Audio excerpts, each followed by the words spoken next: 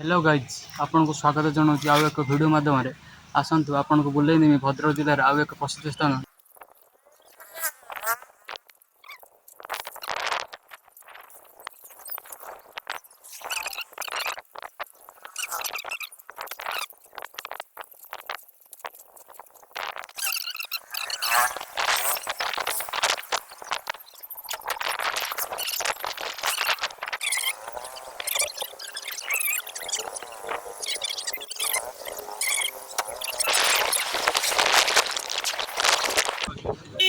मंदिर पाखापाखि आम हो गले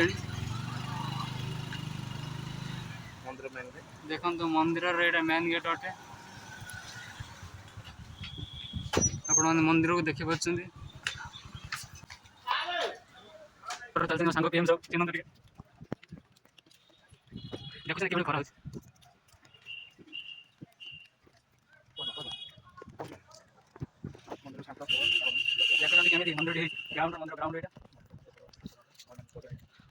मंदिर जो ठाकुर पूजा कर महिमा मणि देखुन गरुड़ स्तंभ आसतु ए मंदिर भितर जा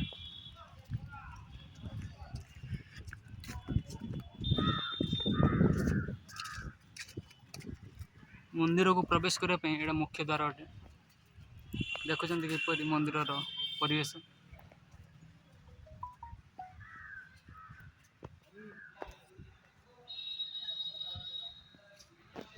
बहुत दूर दूरांतर भक्त मैंने ये आसती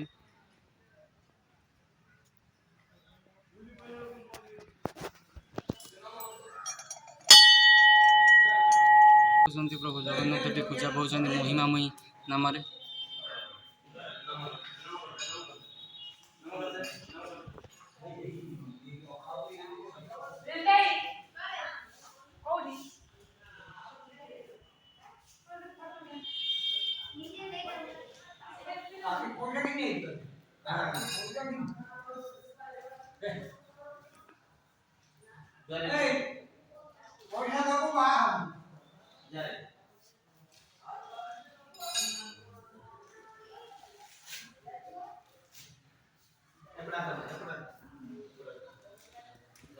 मंदिर बहुत प्राचीन काल स्थापित हो पर्यंत पूजा पाऊँच ठाकुर देखुं प्रभु जगन्नाथ ये पूजा पाँच महिमामयी नाम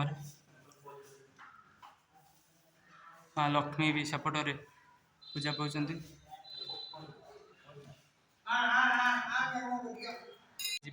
माँ का मंदिर को देखिए माँ केमी पूजा पाँच माँ आज सुंदर प्रतीक आपण मान देखा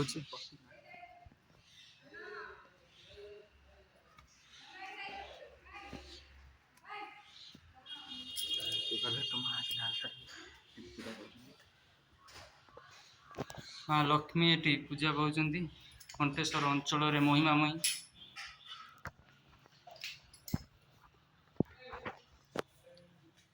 देखुं मंदिर केपरि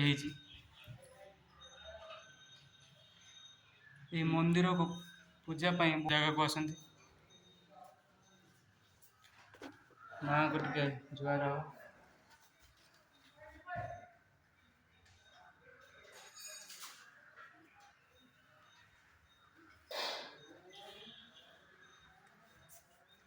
आपण मैंने देखुं माँ पूजा पाँच ये मंदिर इतिहास संपर्क में आपण को मो सांग जे कि मंदिर पूजा प्रतिदिन एठिक आसती आपण ता मुखर कि शुणु इतिहास संपर्क में मंदिर किपर ये महिमामयी पूजा पाँच नीति कार्य संपर्क किसी जना बाबा महिमामणि आम अंचल आराध्य देवता अंचलवासी प्रथम पूजा बाबा महिमामणि विराजमान बाबा इतिहास बाबा मंदिर संपर्क बाबा इतिहास बहुत पुराना जहाँकि यार सठिक उत्तर कहीं दे पारे तो किंवदंती अनुसार बाबा प्रथम मत्तु आम घंटेश्वर 10 किलोमीटर दूर मत्तु मत्तु अंचल मौसुदा ग्राम बाबा पूजा पाते एक जंगल भितर थे कनिका राजा आम पुरातन काल में घंटेश्वर कनिका राज्य एक अंचल था कनिका राज्य अधीन था तो कनिका राजा अधीन अंचल था कनिका राजा को स्वप्नादेश करते स्वप्नादेश कलापर बाबा स्वप्नादेश करते गोपीनाथपुर ग्राम विराजमान करने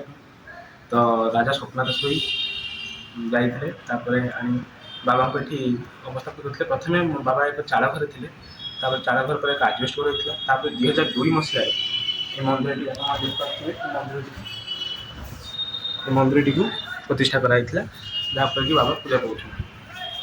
ସେଇଦିନଠୁ ଲକ୍ଷ୍ମୀ ମନ୍ଦିର ମୋର କହିବାକୁ ଗଲେ ଲକ୍ଷ୍ମୀ ମନ୍ଦିର 2015 ମସିହାରେ ପ୍ରତିଷ୍ଠିତ ହୋଇଥିଲା। ଏଠାରେ ମା ମହାଲକ୍ଷ୍ମୀ ପ୍ରତ୍ୟେକ ଦିନ 1650 ପୂଜା ପାଆନ୍ତି। ଆମ ନନାଙ୍କୁ ଦେଖିପାରୁଥିବେ, ନନା ପବିତ୍ର ଏବଂ ନନାଙ୍କ ମୁଖରୁ ଜାଣିପାରୁଥିବେ ଏଇ ମନ୍ଦିରର ଇତିହାସ ସମ୍ପର୍କରେ। ଏବଂ ମୋ ସାଙ୍ଗ ଆଉ ଗୋଟେ କିଛି କହିବା ପାଇଁ ଚାହୁଁଛି, ତାଙ୍କ ଏଠି ମୁଖରୁ ମାଙ୍କ ଶୁଣନ୍ତୁ। ସହିତ ଦୁଇଟି ପାର୍ଶ୍ୱ ବିଗ୍ରହ ପୂଜା ପାଆନ୍ତି। ସେମାନେ ଦେଖିପାରୁଥିବେ ବରାହ ଏବଂ ନୃସିଂହ ଓ ନାରାୟଣଙ୍କର ଦୁଇଟି ସ୍ୱରୂପ। ଏଠି ବରାହ ଏବଂ ନୃସିଂହ ଠାକୁର ମଧ୍ୟ ଏଠି ପୂଜା ପାଆନ୍ତି। ଦେଖନ୍ତୁ,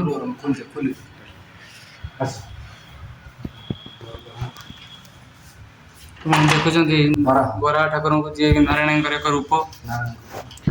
ଆସନ୍ତୁ ଆପଣଙ୍କୁ ଦେଖାଉଛି ନୃସିଂହ। ବାବା ନୃସିଂହ ଯିଏକି ଭଗବାନ ନାରାୟଣଙ୍କର ଏକ ପ୍ରତିରୂପ ରୂପେ ଜାଣିଥିବେ ଆପଣମାନେ। ଆସନ୍ତୁ ମନ୍ଦିରର ଆପଣମାନେ ଦେଖୁଛନ୍ତି ତ, ଏଇଟା ମାଙ୍କ ଚତୁଃପାର୍ଶ୍ୱ ଏବଂ ଚତୁଃପାର୍ଶ୍ୱ ସମ୍ପର୍କରେ ମୋ ସାଙ୍ଗ ଜଣେଇବ ଏବଂ ଏଠାରେ ପୂଜା ପାଉଥିବା ଅନ୍ୟ ଦେବତାମାନଙ୍କ ସମ୍ପର୍କରେ ମୋ ସାଙ୍ଗ ଆପଣମାନଙ୍କୁ କିଛି ଜଣାଇବ। ଏଇଟା କ'ଣ ଠାକୁର ଆଉ କିପରି ଏଠି ପୂଜା ପାଆନ୍ତି ମା? ମାଙ୍କର ଏକ ସ୍ୱରୂପ ଅଷ୍ଟଲକ୍ଷ୍ମୀ, ଆପଣ ଜାଣିଥିବେ, ଧନଲକ୍ଷ୍ମୀ, ଧାନଲକ୍ଷ୍ମୀ, ଗଜଲକ୍ଷ୍ମୀ, ସନ୍ତାନ ଲକ୍ଷ୍ମୀ। ତା ଭିତରୁ ମାଙ୍କର ଏକ ସ୍ୱରୂପ ଅଷ୍ଟଲକ୍ଷ୍ମୀଙ୍କର ଏକ ସ୍ୱରୂପ ନାରାୟଣଙ୍କର ସ୍ୱରୂପ। ଦେଖୁଛନ୍ତି ପ୍ରଭୁ ନାରାୟଣଙ୍କୁ। ପ୍ରଭୁ ନୃସିଂହଙ୍କର ଶାନ୍ତ ମୁଦ୍ରା, ଉପରେ ରାଧାରାଣୀ ରହିଛନ୍ତି।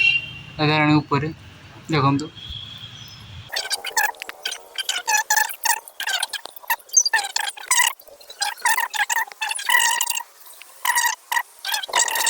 ମୂର୍ତ୍ତି ସବୁ ସ୍ଥାପିତ କରାହେଇଛି। ବାବନ ରୂପ, ଯାହାକି ଆପଣମାନେ ଜାଣିଥିବେ ସ୍ୱୟଂ ନାରାୟଣ ବାବନ ରୂପ ଧାରଣ କରିଥିଲେ। ଏ ନୃସିଂହ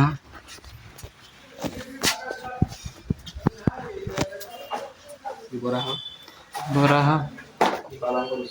ଦେଖନ୍ତୁ, ଏଇଟା ବାବାଙ୍କର ରୋଷେଇଶାଳ। ପ୍ରତିଦିନ ଏଠି ଭୋଜନ ରୋଷେଇ ହୁଏ।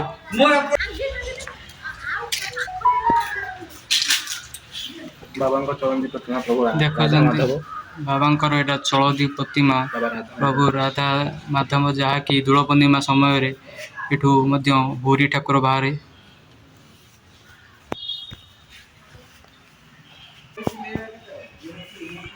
ଆପଣମାନେ ଦେଖୁଛନ୍ତି ବାବାଙ୍କର ତ କେତେ ସ୍ଥାନ, ଯାହାକି ବାବାଙ୍କର ମନ୍ଦିରରେ ନାମରେ ପରିଚିତ। ଏବଂ ଏଠି କାର୍ତ୍ତିକ ମାସରେ ଯାହା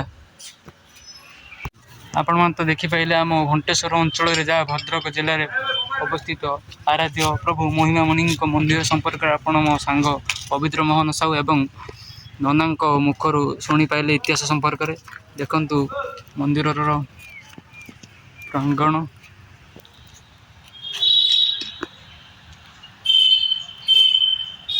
ଏଠିକାର ଲୋକମାନେ ବାବାଙ୍କ ଉପରେ ବହୁତ ବିଶ୍ୱାସ କରନ୍ତି ଏବଂ ବାବା ବି ଲୋକମାନଙ୍କୁ ବହୁତ ଦୁଃଖ ଦୁର୍ଦଶା ସମୟରେ ସାହାଯ୍ୟ। ଆପଣମାନଙ୍କୁ ଆଉ କ'ଣ କହିବି, ଦେଖିଲେ ତ ଆପଣ ବାବାଙ୍କ ସମ୍ପର୍କରେ। ଏବଂ ଆପଣମାନଙ୍କ ସହ ଆପଣମାନେ ବି କେବେ ଯଦି ସମୟ ପାଆନ୍ତି ବାବାଙ୍କ ମନ୍ଦିରରେ ଆସି ଟିକେ ବୁଲିଯିବେ। ହ୍ୟାଲୋ ଗାଇଜ୍, ଆପଣମାନଙ୍କୁ ମୁଁ ଦେଖାଇଲି ବାବା ମହିମାମଣିଙ୍କ ମନ୍ଦିର ସମ୍ପର୍କରେ, ଯାହା ଭଦ୍ରକ ଜିଲ୍ଲାରେ ଅବସ୍ଥିତ। ଏବଂ ଅନ୍ୟ ଏକ ଭିଡ଼ିଓ ଆପଣମାନଙ୍କୁ ମଧ୍ୟ ମୁଁ ନେକ୍ସଟ ବ୍ଲଗ୍ରେ ଦେଖାଇବି। ଏବଂ ଆପଣମାନଙ୍କୁ ଯଦି ଭିଡ଼ିଓଟି ଭଲ ଲାଗିଥିବ, ଚ୍ୟାନେଲଟି ସବସ୍କ୍ରାଇବ୍ କରି କମେଣ୍ଟ ମାଧ୍ୟମରେ ଭିଡ଼ିଓଟି କେମିତି ଲାଗିଲା ମୋତେ ଜଣାଇବେ।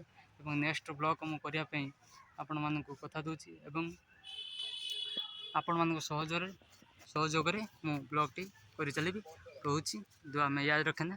ଜୟ ହିନ୍ଦ।